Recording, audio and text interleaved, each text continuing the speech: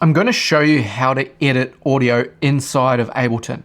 This is going to be useful for editing podcasts, vocals, instruments you've recorded, or editing general audio that you're using in Ableton when you're arranging or creating a track. And so what we're going to do is we're going to open up a fresh project. So I've got Ableton open in front of me here, and this is how it should look when it first opens up. We're in this session view.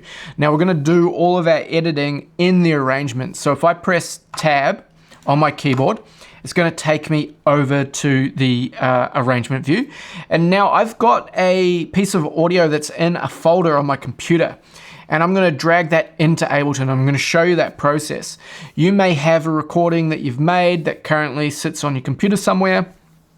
It could be a podcast like I mentioned, it could be an instrument you've recorded, it could be all sorts of things. Doesn't matter, it's going to apply to everything as long as it's in a format of audio that Ableton can handle. So something like an MP3 or a WAV file or a AIFF file. So let's go ahead and pull the audio in. I'm going to tab to my Windows Explorer. And here are the samples sitting in my folder.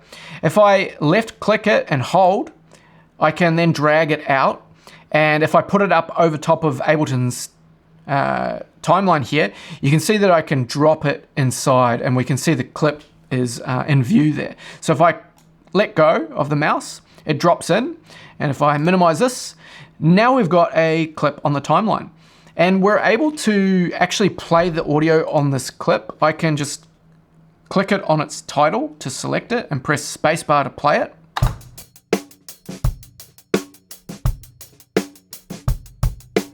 If I press spacebar again, it's going to pause the playback. And if I press the stop or play button up here, same sort of thing's going to happen. If I press stop twice, then the cursor returns back to the beginning of the timeline, okay? And the timeline we can imagine like we're sort of reading a book. This is the beginning, and as we read through, we read towards the end. We read from left to right. Now, this clip, if I click it down here, you'll notice that it doesn't actually appear to be selecting the clip. It kind of just is selecting a position on the timeline, right? And we can see our cursors moving corresponding with where we click. If we click on the clip itself, you can see these little brackets appear up here, and it means that we've actually selected the clip. And when we've done that, we can interact with it properly. Say I could press delete to actually get rid of it. I could press Control Z to undo that edit. I could press 0 on my keyboard to mute the clip so it doesn't play back. You'll see that it's grayed out, and then when I press play, it doesn't play. I can press 0 to unmute it again and bring it back online. I can click and hold on the title where you'll notice my cursor turns into a little grab hand. That allows me to click and hold, and then if I drag to the left, it moves to the left. If I drag to the right, it moves to the right. If I drag upwards, it moves up. If I drag downwards, it's going to move down, okay? So I could grab that piece of audio, I could drag it down, and I could put it on this fourth track. Now with audio, I can't put audio onto a MIDI track, okay? And just to keep everything simple, I'm gonna delete that audio track and these two MIDI tracks. So I'm just dealing with the one clip and the one track. If I click and drag it, I can put it right at the beginning of the timeline. And that means that at the beginning of my song or at the beginning of whatever it happens to be, the podcast, whatever, when I press play, that's gonna be the first thing that plays, okay? Now, if I want to zoom in on that particular clip and see it in finer detail, I can do that in a number of ways. I can bring my cursor up to this bar here, and you'll notice that it turns into a magnifying glass. When it's a magnifying glass, if I click with my left mouse button and hold, I can drag down to zoom in. I can drag up to zoom out. I can drag left to move right. And I can drag right to move left, which can be a little bit confusing sometimes, but you'll get used to it as you start practicing. So I can do all of those movements at the same time. Like I can zoom in and go sideways, or I can zoom in and go up and down, right? Like I can do them simultaneously with my mouse. I'm gonna zoom all the way back out again. I'm gonna put my cursor, say, right in the middle of the clip by just clicking down here in this section. And then I'm gonna press the plus button, and that allows me to zoom in or I can press the minus button and hold it, and that allows me to zoom out very quickly, okay? So I've got some basic controls there. If I want to move the clip around in different ways, I can actually click the title of the clip, and I can press the right arrow or the left arrow to move it in whichever direction. If I hold the Alt key and press that, what it allows me to do is it allows me to move the clip without snapping to the grid. Okay, so if I don't hold Alt, it'll snap to the grid divisions. Same happens if I use my mouse and I hover over the top, grab it and hold it. If I press Alt, then the grid lines no longer apply and I can drag and drop wherever I would like to put it. Now, if you want to change the grid lines, you can right click and you can say, okay, I want 1/8 notes, or I want 16th notes, or I want 32nd notes. And because we're quite zoomed out, we don't actually see the 16th or 32nd notes. We would need to then press the plus button to zoom in, and then we can see all of these small divisions on the timeline, okay? So if I zoom out, okay, there's my clip, move that to the beginning of the timeline. I can also click on title of it, so I've selected it, and I can press Z on my keyboard, and that's gonna blow it up and make it full screen, right? I can come to the bottom of the audio track here. So this is the track title name, right? And this, if I want to select the track itself, I click here. If I want to select the clip, I click there, right? If I want to make the track wider, I can actually grab down there and I can pull it down, and you'll notice that the audio clip expands and shows me more detail. I could put my cursor here and I can zoom in and I can get really in close to the waveform if I want, right? If I'm doing some very precise editing for whatever reason, I can do so like that. And I'm just clicking up here on the timeline, holding and dragging downwards to zoom back out. Sorry, pushing upwards to zoom back out. So there are a bunch of features or controls to kind of start moving around. What I'm going to do now is I'm going to start showing you how we can actually edit the clip and change it. So if I put my cursor on the timeline, say right in the middle, I can use the command Control E, and what that does is it slices that clip in half, right? It's in half because I put the cursor sort of halfway through it. If I put the cursor over here, press Control E, it's just going to cut wherever I happen to have my cursor. I can press Control Z to undo that, and I'm left with these two different parts, okay? I can click this part and I can move it over here to make space, and then I could, move this part around as well if I chose. I could continue to edit it, slice it in different places, make different parts. Maybe I don't want that part, so I slice it out and then I move this part across, so I can very quickly say, okay, I don't want that part either. So I've just cut out these kind of middle sections. I don't want that, see you later, right? So I'm just using delete. I'm using Control E to clip, to slice. I can click that, delete it.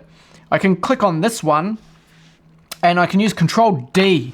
And what that does is it duplicates it, and it duplicates it right next to it. Okay, so if I do that again, click this one, Control D, it makes another version right next to it. If I click it and I go Control C, it copies it. And then if I put my cursor at the beginning of the 5th bar and I press Control V, it's going to paste it. Okay, so it's going to paste wherever I put my cursor.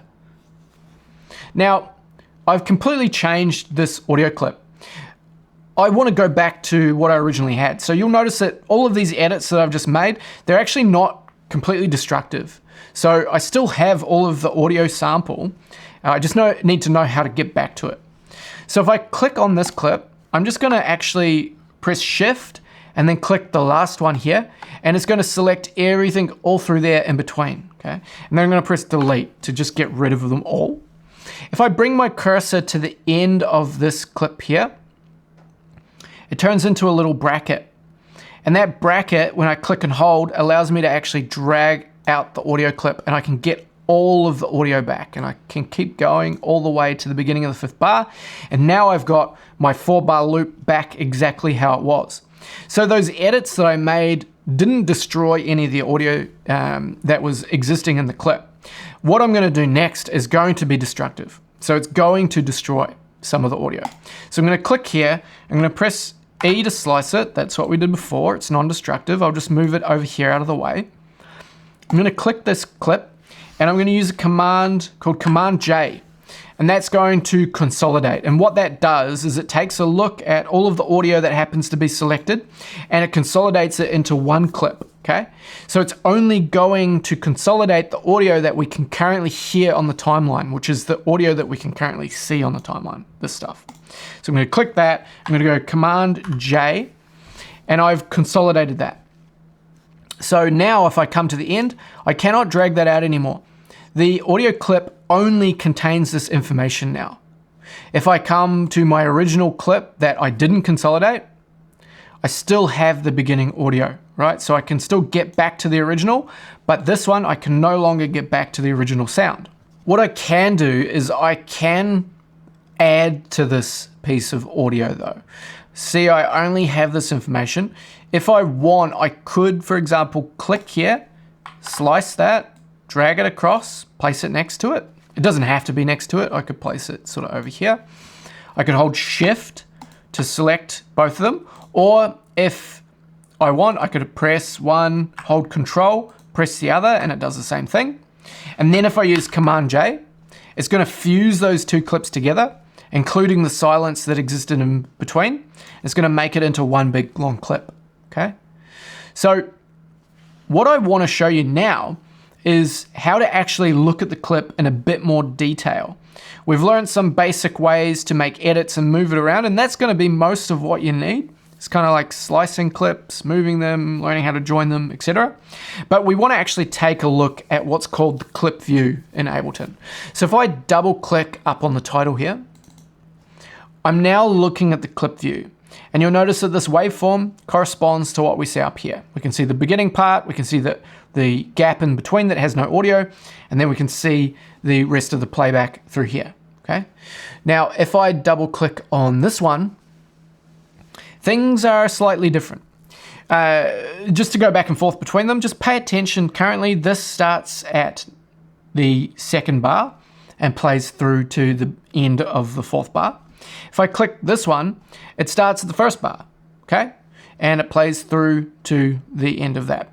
Now, this does not correspond with our timeline up above here. These clips have their own internal timeline, okay? So this 1 through to 3 isn't corresponding with 1 through to 3 because if I move that off the grid, it still says 1 through to 3, but we're not lined up anymore with the timeline, right? So if I just put that back for this example, if I click on this one, it starts at 2. Okay, that's fishy. That's because this is our clip that we did not do any destructive editing on. And if I click over here, you'll notice that I turn into that little magnifying glass again. If I click and hold, I can drag upwards to reveal the rest of the clip. And you can see that this part is the active part of the clip. It's light gray. This part is not active. It's dark gray. And it happens to be the beginning of the audio that we sliced out before, okay? So if we were to consolidate this clip like so, that information that was at the beginning would disappear. It would no longer exist, okay? So that's how we can chop stuff out if we no longer want it. Or if we don't consolidate, then we can always keep the information in case we want to go, oh shit, actually I want that now. Or, you know, I can just copy it out, put it somewhere else, and then return there. And this clip still has all of the other information in it, okay? So I just use Control X then, that is cut, and then I can go Control V to paste as well. So copy and cut and paste, all of that works just like it would in sort of a word editor or that kind of thing. So if I drag this out, you'll notice that actually this clip just keeps going. And it seems like it's just got infinite audio, right? So if I zoom out like this, grab it, keep going, it keeps just going. And before I said it was a 4-bar loop. The reason why it just keeps going is because the loop function actually happens to be turned on inside of this clip, okay? So if I just keep pulling it, it's just gonna keep looping it. And you can see here, this is the loop control. And if I turn that off, boom, it doesn't exist anymore. We've just got this audio here. We don't have any information to keep looping. We still have the beginning of the clip because this clip, it wasn't unfolded completely. So it's just a 4-bar loop. You can't keep going. Press play. It's just going to play through, and then when it gets to the end, it's going to stop.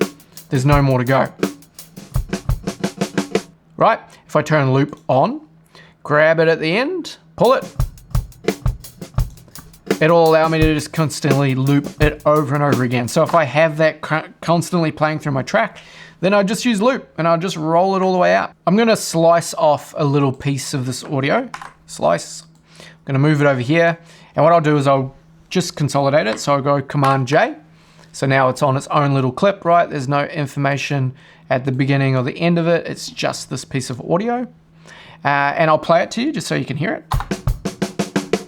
What I can do is I can select it and then press R and play it. And what that's done is it's flipped it around and played it in reverse, okay? So if I have a piece of audio and I press R, that is the command to reverse it. I also have the command just here inside of the clip view. So if I double click on the clip and I press that, I can put it back the other way, right? So reversing something twice puts it back the way it was. Cool. So now what I want to do is I want to show you some cool little fades that you can do when you're editing. So we'll zoom in a little bit closer and we'll look at this clip. I'll just make sure that I've got it in full view. I might get rid of the clip view and just drag that back down just so I can see everything properly. You'll notice that I've got these little squares that exist at the beginning and the end of the clip. And what these are the fades, okay? They're fades of the clip. And just quickly as well, I can click this, I can rename it, and I can call it drums, right? So I can give clips different names, just FYI. I can drag this, and what this does is it creates a volume fade over time from the first point to the last point, right? So if I put it there in the middle, it's going to fade the volume in over time to that point. So let's have a listen to see what that sounds like. Right, and I could do the same thing here. I could fade this out. Could fade it out like that. I can grab the part in between and I can change whether it's like change the curve of the volume increase or decrease, right? I can also select all of that. I can also click on this one and I can pull the clip short. I cannot pull it further than this node, but I can like decide to say, all right, I want to just cut that off real quick, right? So I can do that also with the end one. I can pull that in. So I can do some very quick volume fading. And if I go ahead and make a change like this, right? I can just make a copy of this, copy, paste. I'll just put it over there just so I've got it. I can go Command J to consolidate it. And what Ableton has done is it's saved that volume fade into the clip itself. Right, so this one, if I just take it off, right, I can remove it or add it whenever I want. If I've added the fade and then I consolidate the clip, it's gonna bake that into the clip. So just be careful if you don't actually wanna bake it in and you wanna go back, you can't go back anymore. Now the final thing I'm gonna show you is inside of the clip view, and it's envelopes, it's clip envelopes. This can be quite handy for you. So if you hit the envelope tab, you've got two tabs here, right? One's just the sample and one's the envelopes for that particular clip, right? And so I can come down here and I've got these little drop down windows that appear when I've got the volume envelope, and I've got this little blue line here, right? So what this is going to allow us to do is it allows us to say, okay, well, I want the clip gain or volume to change based on the position of this little blue line, okay? So we're going to do the same volume fade that we did before. I'm going to draw in some lines here, and I can drag this down to the beginning of the audio clip, right? Sorry, I've just got all that extra space. I'll get rid of it. So what's going to happen is at the beginning of the clip, the gain is going to be 0% because this line corresponds to the value of the gain or the volume. And over time, it's going to increase. So let's have a listen to that. No volume. Getting louder. I can grab the end and I can turn that down as well. Bop. And play that.